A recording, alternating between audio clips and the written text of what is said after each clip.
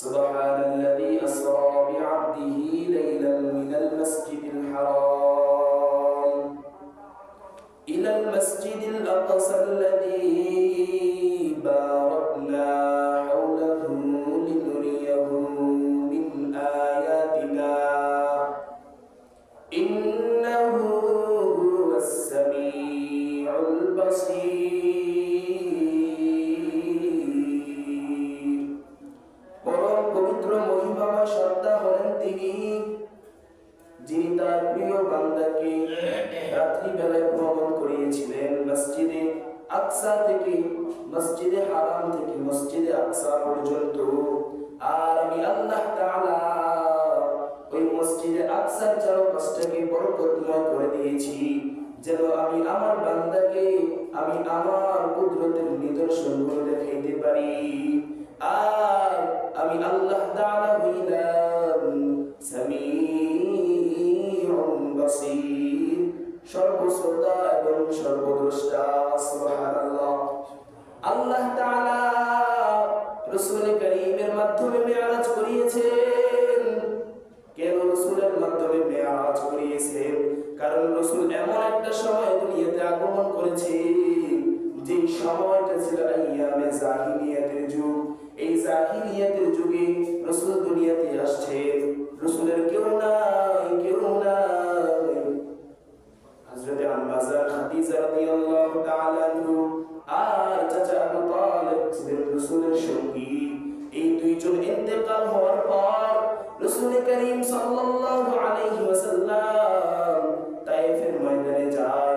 তায়েফের ময়দানে যখন মানুষকে কালিমার দাওয়াত দেয়, মানুষ কেউ কালিমার দাওয়াত গ্রহণ করে, আবার কেউ নবীর কালিমার দাওয়াত গ্রহণ করেন নাই, বরঞ্চ তারা নবীর শত্রু হয়ে যায়। রাসূল সাল্লাল্লাহু আলাইহি ওয়াসাল্লামকে চতুর্মুখী হামলা শুরু করে। এরপরে আল্লাহ তাআলার রাসূল আল্লাহর দরবারে ডাক দিয়ে বলে, মালিক, এই তায়েফবাসী মনে হয় আমি নবীকে পছন্দ করে নাই, এজন্য তারা আমার হাতে কালিমা গ্রহণ করতে চায় না। আল্লাহ তাআলা হযরত জিবরাইল আলাইহিস সালাতু ওয়াস সালামকে বলে, জিবরাইল, আমার বন্ধুকে জবানের দ্বারা জবাব দেওয়া যাবে না, আমার বন্ধুকে নিয়ে আসো, আমি আল্লাহ তাআলা বাস্তবে আমার বন্ধুকে তার প্রমাণ দিয়ে দিব। সুবহানাল্লাহ। হযরত জিবরাইল আলাইহিস সালাতু ওয়াস সালাম রাসূল করিম সাল্লাল্লাহু আলাইহি ওয়াসাল্লামকে আয়েশা রাদিয়াল্লাহু মেহানির ঘর থেকে বাইতুল্লাহর নিকট নিয়ে যায়। এই বাইতুল্লাহ থেকে আবার পর্যায়ক্রমে বাইতুল মুকাদ্দাসে যায়। বাইতুল মুকাদ্দাস থেকে আরশে আজিম পর্যন্ত আল্লাহ তাআলা একটা সিঁড়ি স্থাপন করে দেয়। রাসূল করিম সাল্লাল্লাহু আলাইহি ওয়াসাল্লাম মসজিদে আকসা থেকে বাইর হওয়ার পর আল্লাহ তাআলা যে সিঁড়ি স্থাপন করেছেন, হযরত জিবরাইল, হযরত মিকাইল সহ রাসূল করিম সাল্লাল্লাহু আলাইহি ওয়াসাল্লাম উর্দু আকাশের দিকে রওনা শুরু করে। এক পর্যায়ে যখন রাসূল করিম, হযরত জিবরাইল, মিকাইল এই তিনজন প্রথম আসমানের দরওয়াজার নিকট যায়, হযরত জিবরাইল প্রথম আসমানের দরওয়াজার নিকট যাওয়ার পর প্রথম আসমানের দরওয়াজার কড়াকে এইভাবে বাড়ি দিলেন। ওপার থেকে আওয়াজ, কে তুমি? জিবরাইল লেখে বলে, আনা জিবরাইল, আমি হইলাম আল্লাহ তাআলার ফেরেশতা জিবরাইল। ওপার থেকে আবার আওয়াজ, তোমার পাশে কি, তোমার সাথে কি? জিবরাইল তখন লেখে বলেন, আমার সাথে আছে মুহাম্মাদুর রাসূলুল্লাহ সাল্লাল্লাহু আলাইহি ওয়াসাল্লাম। আবার ওপার থেকে প্রশ্ন করা হয়, তাকে আনার জন্য কি আল্লাহ তোমাকে দুনিয়াতে পাঠিয়েছেন? বলে, হ্যাঁ, তাকে আনার জন্যই আল্লাহ তাআলা আমাকে দুনিয়াতে পাঠিয়েছেন। তখন আল্লাহ তাআলার ফেরেশতা হযরত জিবরাইলকে ডেকে বলে, জিবরাইল, এবার আপনাদের জন্য প্রথম আসমানের দরওয়াজা খোলা হলো।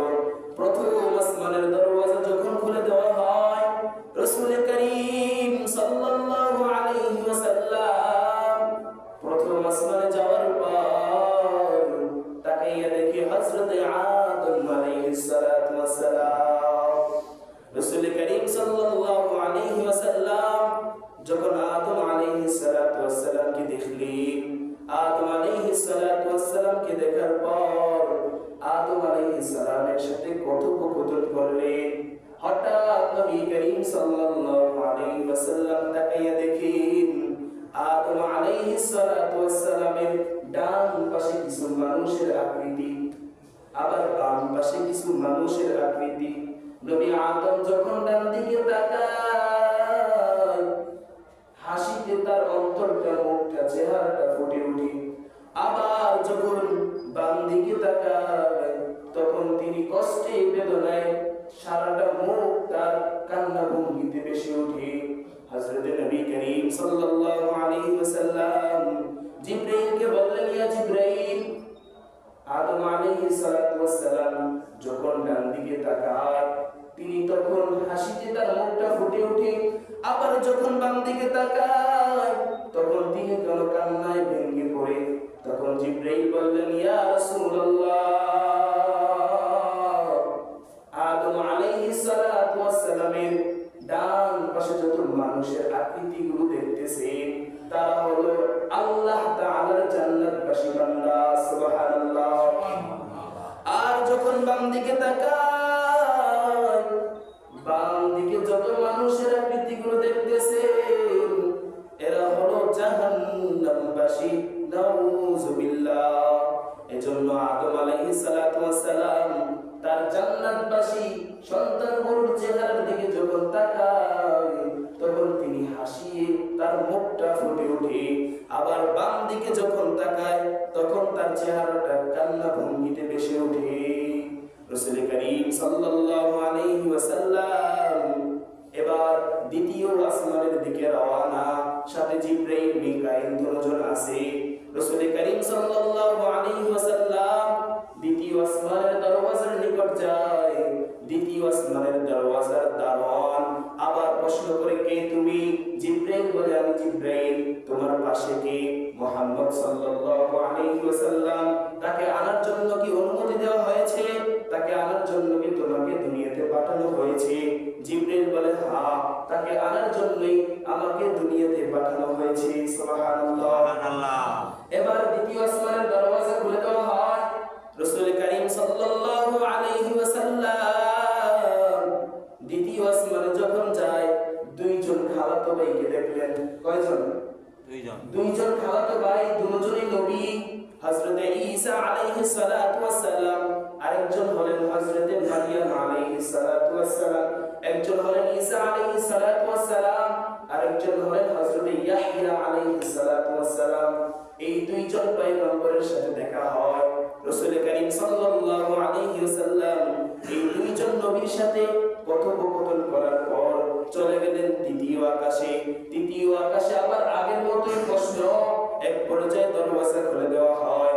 রাসূল করিম তৃতীয় আসমানে উঠে দেখে হযরত ইউসুফ আলাইহিস সালাতু ওয়াস সালাম। সুবহানাল্লাহ, সুবহানাল্লাহ। রাসূল করিম ইউসুফ নবীর সাথে কথোপকথন করার পর চলে যায় চতুর্থ আসমানে। চতুর্থ আসমানে যাওয়ার পর সেখানে দেখা হয় হযরত হারুন আলাইহিস সালামের সাথে। রাসূল করিম চলে যায় পঞ্চম আকাশে। রাসূল করিম চলে যায় পঞ্চম আকাশে। সেখানে দেখা হয় ইদ্রিস আলাইহিস সালাতু ওয়াস সালামের সাথে। রাসূল করিম সাল্লাল্লাহু আলাইহি ওয়াসাল্লাম চলে যায় সপ্তম আকাশে। সেখানে দেখা হয় হযরত ইব্রাহিম আলাইহিস সালামের সাথে। সুবহানাল্লাহ, সুবহানাল্লাহ। নবী করিম সাল্লাল্লাহু আলাইহি ওয়াসাল্লাম তাকায় দেখে বাইতুল মামুরের সাথে হযরত ইব্রাহিম আলাইহিস সালাতু ওয়াস সালাম হেলান দিয়ে বসে আছেন।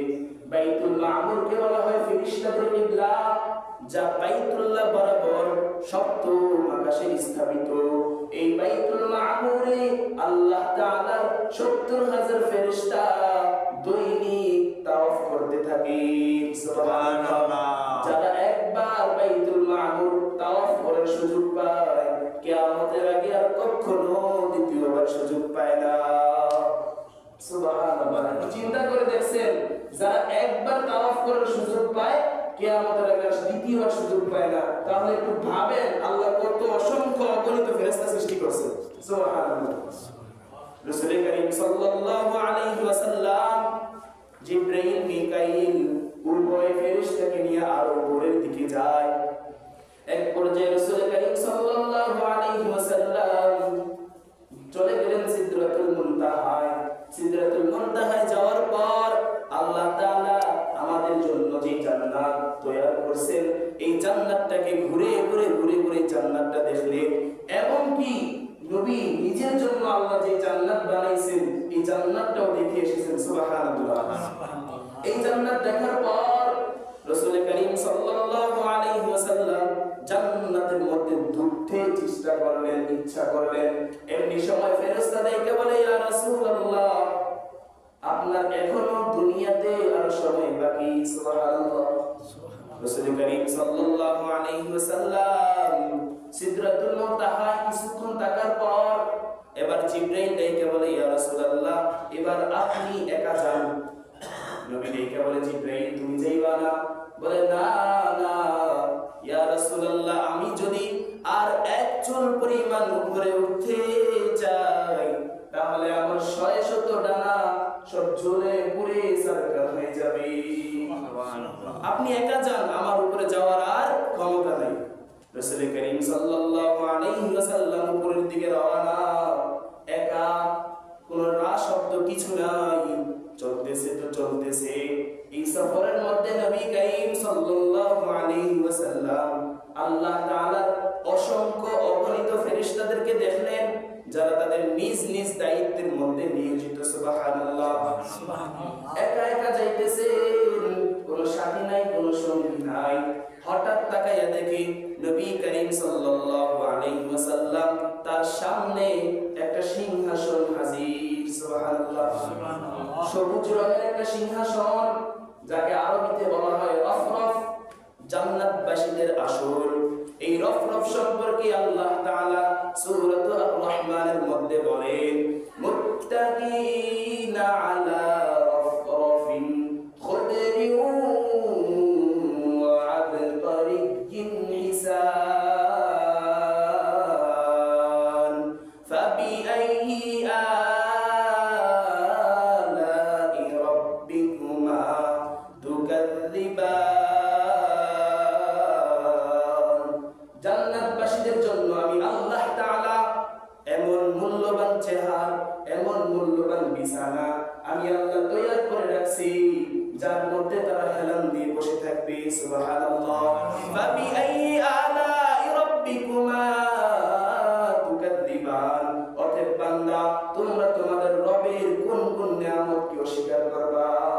আল্লাহর কোন নিয়ামতকে অস্বীকার করা যাবে না। কত অসংখ্য অগণিত নিয়ামত আল্লাহ বলতেছেন যে তোমরা যদি আমি আল্লাহ তাআলার নিয়ামতের গণনা করো, কখনো আমি আল্লাহ নিয়ামতের গণনা করে শেষ করতে পারবো না। ওয়া ইন তাউদ্দু নি'মাতাল্লাহি লা তুহসুহা। সুবহানাল্লাহ। রাসূল করিম সাল্লাল্লাহু আলাইহি ওয়াসাল্লাম চলে যায় আর উপরে, একা, সাথে কেউ নাই। রফরফের মধ্যে ওঠার পর রফরফ এত দ্রুত রাসূলকে উপরের দিকে নিয়ে গেলেন। একটা সময় যাওয়ার পর নবী তাকাইয়া দেখে বিশাল আকৃতি বিশিষ্ট এক সাহাবী, যার চেহারা একটা অদ্ভুত চেহারা, তার হাতের মধ্যে একটা নূরের ফলক এবং পাশেই একটা গাছ, যাকে বলা হয় শাজারাতুল ইয়াকিন। নবী করিম সাল্লাল্লাহু আলাইহি ওয়াসাল্লাম এই ফেরেশতাকে সালাম দিলেন। এই ফেরেশতা তার নিজের কাজের মধ্যে এতই মশগুল যে রাসূলের দিকে না তাকায়া শুধু মাথা নাড়া দিয়ে সালামের জবাব দিলেন। রাসূল তো ভয়, অন্তরের মধ্যে একটা ভয়। নবী করিম সাল্লাল্লাহু আলাইহি ওয়াসাল্লাম তাকায়া দেখেন, কিছুক্ষণ পরে আবার ওই ফেরেশতা কি যেন মনে করে নবীর দিকে তাকাইলেন। নবীর দিকে তাকায়া নবীকে আবার সালাম দিয়ে বলতেছেন, মারহাবা ইয়া রাসূলুল্লাহ, আপনার মেরাজ শুভ হোক। এই মেরাজ আপনার এবং আপনার উম্মতের জন্য কল্যাণকর হোক। নবী করিম সাল্লাল্লাহু আলাইহি ওয়াসাল্লাম যখনই এই কথা শুনলেন, তার অন্তর থেকে ভয় চলে গেল। এই ফেরেশতা আর কেউ না, এই ফেরেশতা হলেন মালাকুল মাউত আজরাইল। সুবহানাল্লাহ। রাসূল করিম সাল্লাল্লাহু আলাইহি ওয়াসাল্লাম মালাকুল মাউত আজরাইলকে ডাক দিয়ে বলে, আজরাইল, আপনি এক সময়ে সারা দুনিয়ার মানুষের এত বড় একটা বিশাল পৃথিবী, এই বিশাল পৃথিবীর মানুষ সহ তাম দুনিয়ার প্রাণী জগৎ কি আপনি জান কবজ করেন। এই আজরাইল, এমন তো হয় দিনে কয়েক জায়গার মধ্যে আপনি মানুষের রূহ কবজ করেন, হয় না? বাংলাদেশে একজন মারা যায়, আবার আমেরিকা আরেকজন মারা যায়। এক সময় আপনি কিভাবে এই মানুষগুলোর জান কবজ করেন? আজরাইল ডাক দিয়ে বলে, ইয়া রাসূলুল্লাহ, আপনার সামনে যদি একটা থালা দেওয়া হয়, এই থালের মধ্যে যদি কিছু পিপিলিকা দেওয়া হয়, আপনার কাছে কেমন হবে? আপনি চাইলে যতটা মনে চায় ওই থাল থেকে ততটাই পিপিলিকাকে মারতে পারবেন।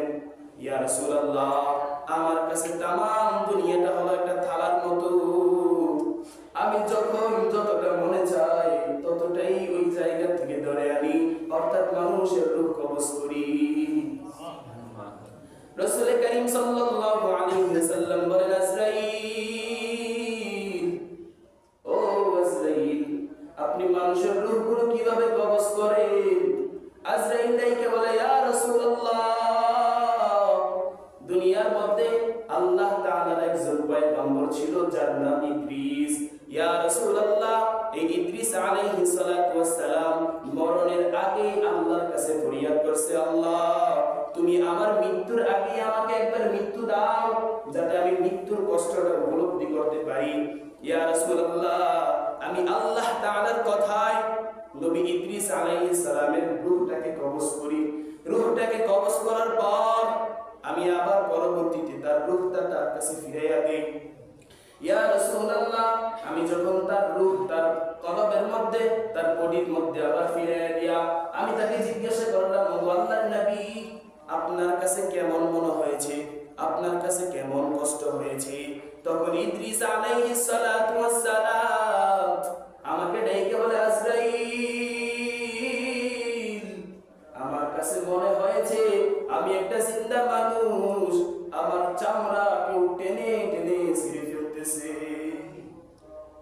নবী করিম সাল্লাল্লাহু আলাইহি ওয়াসাল্লাম এই কথা শোনার পর মনটা একটা নরম হয়ে গেল, উম্মতের কথা স্মরণে আসলো। তখন আজরাইল ডেকে বলে, ইয়া রাসূলুল্লাহ, আপনার যারা নেককার উম্মত হবে তাদের রূহ কিভাবে কবজ করব জানেননি? তারা তাদের মায়ের কোলের মধ্যে যখন ঘুমায়, মায়ের দুধ যখন পান করেছে, আবার দুধ পান করতে করতে এক পর্যায়ে যখন ঘুমাইয়া যায়, মা যেভাবে টেরও পায় না, ঠিক আপনার নেককার উম্মতদের রূহটাকেও আমি ওইভাবেই কবজ করব। সুবহানাল্লাহ। কোরআন শরীফের মধ্যে আসছে, যখন নাকি নেককার বান্দাদের মৃত্যুর সময় হয়, তখন ফেরেশতারা কাতারে কাতারে আয়েশা ডাক দিয়ে বলে, ইয়া আইয়াতুহান নাফসুল মুতমাইন্না, হে নফস মুতমাইন্না দল, হে প্রশান্ত হৃদয়, ইরজিই ইলা রাব্বিকা রাদিয়াতান মারদিয়া, তুমি তোমার রবের কাছে ফিরে যাও। সুবহানাল্লাহ। রাসূল করিম সাল্লাল্লাহু আলাইহি ওয়াসাল্লাম এবার আরো উপরের দিকে উঠতে লাগলেন। এই সফরের মধ্যে কিছুক্ষণ যাওয়ার পর রাসূল করিম সাল্লাল্লাহু আলাইহি ওয়াসাল্লাম হযরতে ইসরাফিল আলাইহিস সালামের সাথে দেখা হয়। রাসূল করিম তাকিয়ে দেখেন হযরতে ইসরাফিল আলাইহিস সালাতু ওয়াস সালাম সিংহার মুখে নিয়ে আল্লাহ তাআলার অর্ডারের অপেক্ষায় দাঁড়িয়ে আছেন। যখনই আল্লাহ তাআলা অর্ডার করবেন, ইসরাফিল আলাইহিস সালাতু ওয়াস সালাম সিংহায় ফুঁক দেওয়ার সাথে সাথে তামাম দুনিয়াটা ধ্বংস হয়ে যাবে।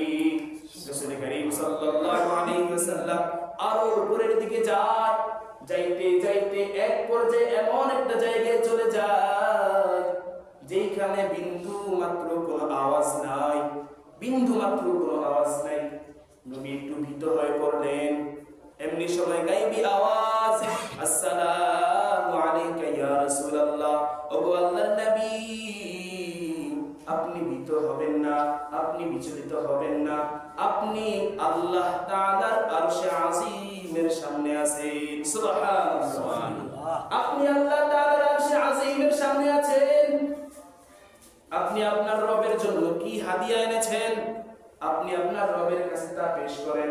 এই জায়গাটা একটু ভালো করে শুনেন। রাসূল করিম সাল্লাল্লাহু আলাইহি ওয়াসাল্লামকে আল্লাহ ডাইকে বলতেছে, ইয়া রাসূলুল্লাহ, আপনি আরশে আজিমের সামনে আছেন, আপনি আপনার রবের জন্য কি হাদিয়া আনছেন, আপনার রবের দরবারে তা পেশ করেন। নবী তো চিন্তায় পড়ে গেল, কারণ আল্লাহর চাইতে বড় ধনী আসেনি, না আছে? না ওয়াল্লাহুল গনিয়্যু ওয়া আনতুমুল ফুকারা। এই দুনিয়ার মানুষ, আমি আল্লাহ তাআলা হইলাম ধনী। ওয়াল্লাহুল গনি, আমি আল্লাহ হইলাম ধনী। ওয়া আনতুমুল ফুকারা, আর তোমরা সবাই হইলা গরীব। এই জন্য যদি চাওয়া লাগে কার কাছে চাইবো? আল্লাহর কাছে চাইবো। দুনিয়ার কোনো বাবার কাছে, মাজারওয়ালার কাছে, কারো কাছে চাইবো না। চাইবো কার কাছে ভাই? আল্লাহর কাছে চাইবো। কারণ মাজারওয়ালা যখন দুনিয়াতে ছিল, সে কার কাছে চাইছে? আল্লাহর কাছে চাইছে। মাজারওয়ালা একজন আল্লাহর ওলি, হ্যাঁ তিনি আল্লাহর ওলি, কিন্তু তিনি আল্লাহর ওলি হোসেন কার দয়াতে? আল্লাহর দয়াতে। আল্লাহর কাছে চাইছেন, আল্লাহর ইবাদত করছেন, তারপরে তিনি আল্লাহর ওলি হইছেন। এজন্য আজকে মানুষ তার কবর জিয়ারত করতে চায়, কিন্তু কিছু কিছু মূর্খ দেখবেন কবরে যায় কবরওয়ালার কাছে চায়, বাবা আমার সন্তান দেন, আমার এইটা দেন, ওইটা দেন, চায় না। এগুলো হলো শিরক। আল্লাহ তাআলা আমাদেরকে এই ঝামেলা থেকে আমাদেরকে মুক্ত করুন, বলুন আমিন। রাসূল করিম সাল্লাল্লাহু আলাইহি ওয়াসাল্লাম চিন্তা করে গেলেন, কারণ আল্লাহ তো হলেন ধনী, আমি আল্লাহর কাছে কি পেশ করব? হঠাৎ রাসূল করিম সাল্লাল্লাহু আলাইহি ওয়াসাল্লাম সিজদায় পড়ে যায়। সিজদায় যাওয়ার পর অটোমেটিক রাসূলের জবান থেকে চলে আসলো আত-তাহিয়াতু লিল্লাহি ওয়াস-সালাওয়াতু ওয়াত-তাইয়্যিবাত। সমস্ত প্রশংসা, সমস্ত ইবাদত একমাত্র আল্লাহ তাআলার জন্য। সুবহানাল্লাহ। আত-তাহিয়াতু লিল্লাহি ওয়াস-সালাওয়াত ওয়াত-তাইয়্যিবাত, এই কথা যখন শুনলেন, আল্লাহ তাআলা বলে আসসালামু আলাইকা আইয়ুহান নাবিয়্যু ওয়া রাহমাতুল্লাহি ওয়া বারাকাতুহু।